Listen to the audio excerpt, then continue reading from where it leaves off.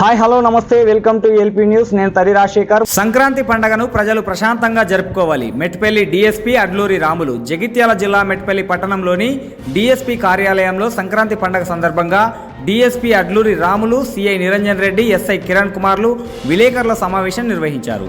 ఈ సందర్భంగా డీఎస్పీ మాట్లాడుతూ కోరుట్ల మెట్పల్లి డివిజన్ ప్రజలకు ముందుగా సంక్రాంతి పండుగ శుభాకాంక్షలు తెలిపారు. సంక్రాంతి పండుగ సందర్భంగా పిల్లలు పతంగులు ఎగరవేసే క్రమంలో జాగ్రత్తగా వ్యవహరించాలని, పెద్ద భవనాలు, కరెంటుకు దూరంగా ఉండాలని అన్నారు. మరీ ముఖ్యంగా చైనా మాంజాను వినియోగించకూడదని, దానివల్ల ప్రజల ప్రాణాలు పోయే అవకాశం ఉన్నందున ప్రభుత్వం చైనా మాంజాను నిషేధించిందని అన్నారు. ఇతర ప్రాంతాలకు వెళ్లేవారు దొంగతనాలు జరగకుండా ఉండాలంటే ముందస్తుగా పోలీసులకు సమాచారం ఇచ్చి ప్రజలు సహకరించాలని అన్నారు. కోడి పందాలకు, ఇతర వ్యసనాలకు ప్రజలు దూరంగా ఉండి పండుగను ప్రశాంతంగా జరుపుకోవాలని కోరారు. మన మెట్పల్లి సబ్ డివిజన్కు సంబంధించిన ప్రజలందరికీ సంక్రాంతి శుభాకాంక్షలు. ప్రత్యేకంగా ఈ సంక్రాంతికి సంబంధించి కొన్ని సూచనలు ఇవ్వడానికి ఈరోజు అందరిని పిలవడం జరిగింది. ఈ సంక్రాంతి పండుగ రోజు చాలామంది ఈ పతంగులు ఆడుతూ ఉంటారు. పిల్లలు కూడా చాలామంది డాబాల మీద, వాళ్ళ బిల్డింగ్ల మీద ఆ పతంగులు ఆడుకుంటూ, గాలిపటాలు ఆడుకుంటూ ఆ కింద ఏమున్నదనేది కూడా చూడకుండా వెనుకకు పోతూ అట్నే పోతూ ఉంటారు. ఆ పైన గాలిపటాలతోని పోటీలాగా వాళ్ళు ఆడుకుంటూ సరదా కొరకు పోయి కొంతమంది ముందుకు పోయి పడుతుంటారు, కొంతమంది వెనక పోయి కూడా పడి ప్రాణాలు పోయిన సందర్భాలు ఉన్నాయి. పిల్లలు చాలామంది ఇట్లా పోతుంటారు. అందుకని తల్లిదండ్రులు కూడా పిల్లలకు ఒక ఓపెన్ ప్లేస్లో ఎక్కడైనా కింద ఆడుకునేటట్టుగా చూసుకోవాలి తప్ప ఈ బిల్డింగ్ల మీద ఆ రకంగా ఆడి వాళ్ళ ప్రాణాలకు ముప్పు తెచ్చుకోవద్దని పేరెంట్స్ చూసుకోవాలా. అదేవిధంగా పిల్లలు కూడా ఆ రకంగా జాగ్రత్త పడాలి. రెండోది ఏంటంటే, ఈ గాలిపటాలకు సంబంధించిన దాంట్లో ఉపయోగించే ఆ దారం ఏదైతుందో అది చైనా మాంజా ఉపయోగిస్తూ ఉంటారు. అది చాలా టైట్గా, చాలా గట్టిగా ఉంటుంది.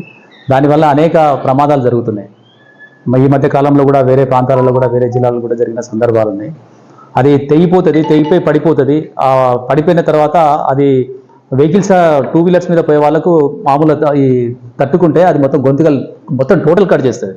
ఏదో మామూలుగా ఇట్లా కావడం కాదు, టోటల్ 2 ముక్కలు చేయగలుగుతుంది. అంత కెపాసిటీ ఉంటుంది మనకు. అంటే దారము ఇంత కెపాసిటీ అనుకుంటాం మనం జనరల్గా, కానీ అంత కెపాసిటీ ఉంటుంది. అది అంత గట్టిగా ఉంటుంది అది, ఆ మాంజా, ఆ చైనా మాంజా.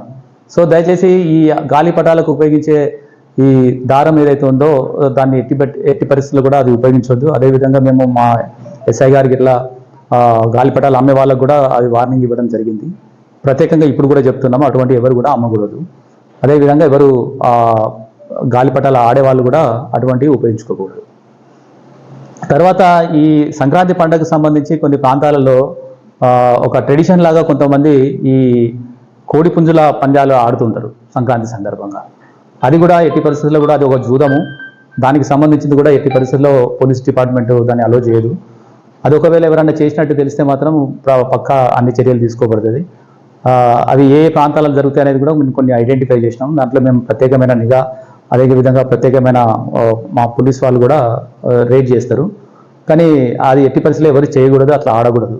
అదొక పెద్ద ట్రెడిషన్ లాగా సంక్రాంతి పండుగ రోజు ఆడాలనే ఉద్దేశంతో కూడా కొంతమంది చేస్తుంటే అది కరెక్ట్ కాదు. అది ఎందుకంటే జూదం ఆడడము ట్రెడిషన్ ఎట్లయితుంది, ఒక చెడు పని ట్రెడిషన్ ఎట్లయితుంది. మంచి పని ట్రెడిషన్ కావాలా, సంస్కృతి కావాలా. అంతేగాని చెడు పని ఆడడం అనేది అది కరెక్ట్ ట్రెడిషన్ కాదు. అది జూదం ఆడడం కరెక్ట్ కాదు.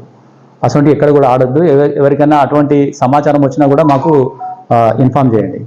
ఎవరికి తెలియకుండా ఇన్ఫామ్ చేయండి. మేము కూడా వాళ్ళ పేర్లను గోప్యంగా ఉంచుతాం. అదేవిధంగా ఈ సంక్రాంతి పండుగ రోజు చాలా పెద్ద పండుగ కనుక, ప్రత్యేకంగా ఆంధ్ర ప్రాంతంలో పెద్ద పండుగ. సో ఇక్కడ మన దగ్గర కూడా మంచి పండుగ, పెద్ద పండుగనే. సో ఇక్కడ కూడా చాలామంది ఏం చేస్తారంటే ఊళ్ళల్లో కూడా పోతారు, తాళాలు వేసుకుని ఊళ్ళల్లోకి పోతారు. అటువంటిప్పుడు ప్రాపర్టీ అఫెన్సెస్ జరిగే అవకాశాలు కూడా ఆ ఇళ్లలో జరిగే అవకాశాలు ఉంటాయి. అందుకని ఈ ఊళ్ళలోకి పోయే వాళ్ళు తీసుకోవాల్సిన జాగ్రత్తలు ఏంటంటే, తాళాలు వేసిన వాటిని తాళాలు అవుపడేటట్టు వేయకండి. అవుపడడం అంటే తాళము బయట అవుపడొద్దు. ఉదాహరణకు బయట కట్టెన్ ఉందనుకోండి, తాళం వేస్తే కట్టెన్ వేయండి. అది బయట నుంచి చూస్తే అవుపడదు. ఇంకేదైనా రకంగా ఆ తాళం అవపడకుండా ఉండేటట్టుంటే ఆ రకంగా చూడండి.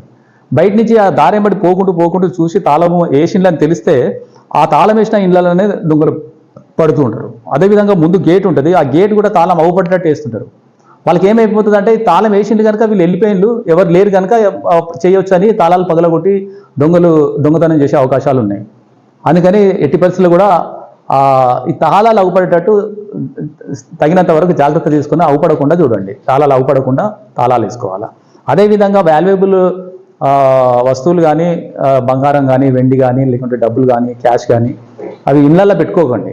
వాళ్ళ లాకర్స్లో సురక్షితంగా పెట్టుకోవాలి తప్ప జనరల్గా ఇళ్ళల్లో ఎక్కువ వస్తువులు వాల్యుయబుల్ వస్తువులు అటువంటి పెట్టకండి. క్యాష్ కూడా ఎక్కువ పెట్టుకోకండి, లాకర్లో పెట్టుకోండి. ఆ చుట్టుపక్కల వాళ్ళకు కూడా మీరు పోయేటప్పుడు వాళ్ళకు కొద్దిగా జాగ్రత్తగా కొద్దిగా చూడండి అన్నట్టు కూడా వాళ్ళకు చెప్తే ఇంకా కొంత బెటరే.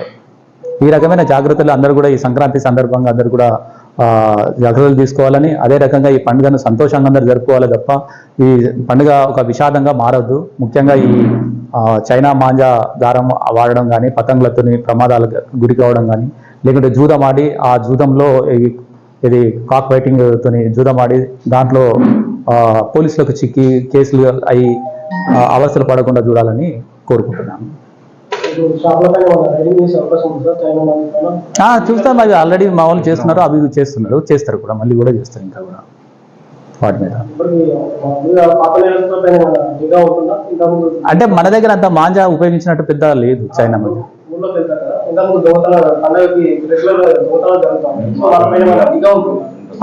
వాటి మీద నిఘా కంపల్సరీ. ప్రాపర్టీ అఫెన్సెస్ మీద నిఘా ఉంటుంది. పాత నేరస్తులను కూడా ఇప్పటికి చూస్తూనే ఉన్నాం. మనకు చాలా విషయాలలో ఇప్పుడు మనకు షట్టర్ లిఫ్టింగ్ సంబంధించి కూడా మన వాళ్ళు బాగానే వర్క్ చేశారు. సరే, మన దగ్గర దొరకకపోయినా కూడా దాని మీద కూడా ఎఫర్ట్స్ బాగా పెట్టారు మన వాళ్ళు.